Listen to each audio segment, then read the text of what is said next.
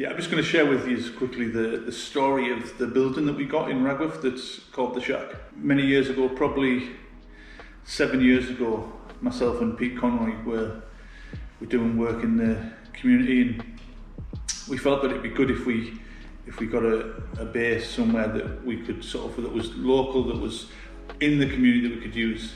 So the building was an old church that had gone into disrepair and wasn't usable. We'd looked at could we hire it, and that didn't work out. And then we'd found that it had gone up for auction. It was being sold. So we'd tried to find some people who would help support us financially, and we'd got some money together, and we were going to put a bid in for the building, and then it disappeared off the auction site. So Pete and myself had been coming down, walking around the building, praying, asking God that if, that He would give us the building, that it would be given into our hands, and there wouldn't be a long, drawn-out process.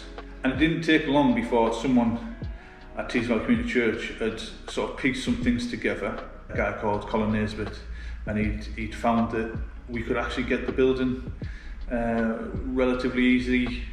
There was a lot of paperwork that needed doing that he'd done, some legal fees that needed sorting out that someone had paid for, and the building was signed over to ownership to Teesville Community Church.